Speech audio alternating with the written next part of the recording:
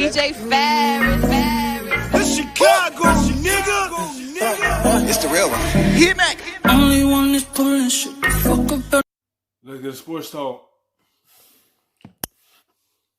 With new desperation.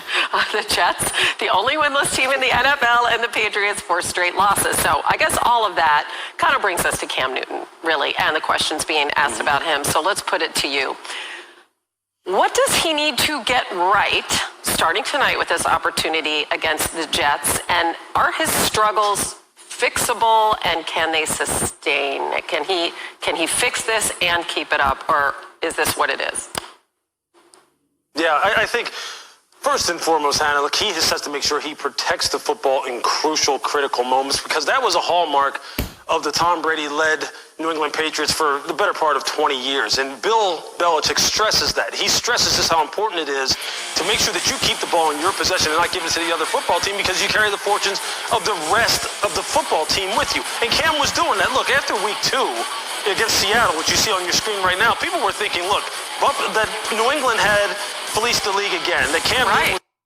They did until he got tested positive for the virus. Once he got tested for that and came off that, it seemed like it messed his rhythm up. When you have a rhythm and it gets stopped in its track, and then you gotta try to catch up back to it what you were just doing before you got that, it tend to mess with you. And now you see it's kind of messing with his mental on the field. It's kind of making him sluggish, that he do have to protect the football. He do have to cut down on some of that and put New England in a bad situation. Going to sign for basically minimum salary, and Bill was going to go ahead and just pull off one of those great coaching jobs once again. And then they hit some bumps in the road. You know, Cam tests positive for COVID before the Kansas City Chief game. Then they have a bye. Then he comes back. They're not able to practice. He's rusty. He has 2 bad performances. And then against Buffalo, he looked pretty good, and he was driving them down to potentially tie the game or win the game, and he fumbles. So he's on his way back. I think we need to remain, I don't want to say patient, but we should remain optimistic, because Josh McDaniels is still optimistic, and Pam's a heck of a competitor. I think he will play well tonight. I think he will atone for some of the things that happened against Buffalo.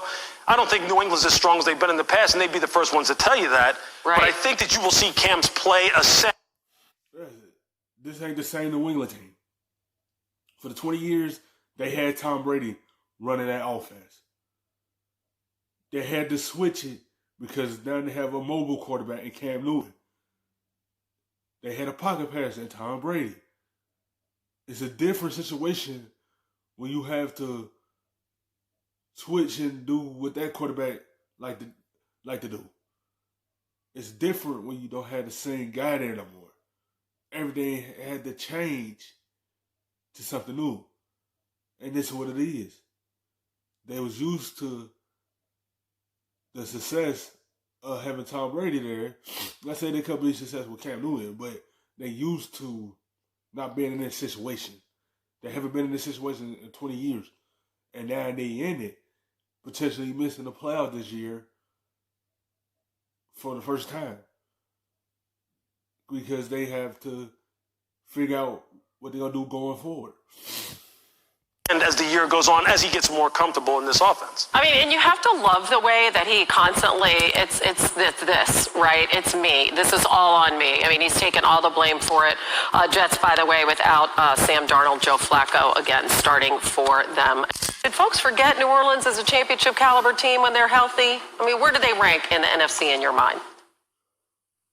Yeah, I think early in the season, Hannah, there was no question that they weren't operating at full strength. The offense looked like it was struggling a little bit as far as producing explosive plays. And the difference, Michael Thomas is back on the field.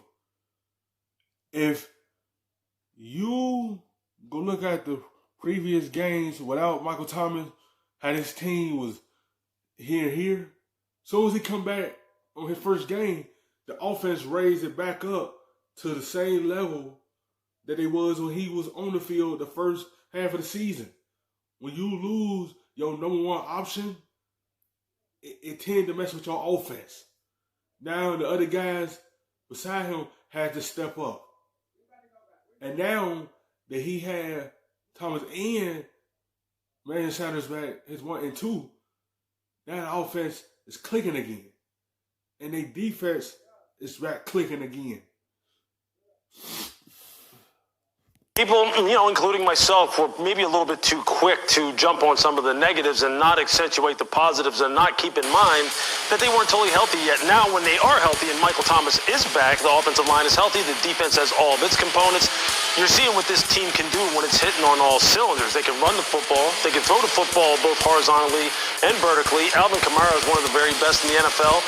And defensively, man, they just seem to have Tampa Bay's number. I can tell you what, Marshawn Lattimore right now, his matchup with Mike Evans, he's winning that thing over and over again every time they match up one-on-one.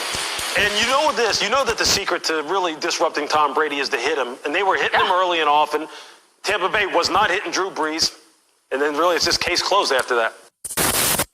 Thanks for watching ESPN on YouTube.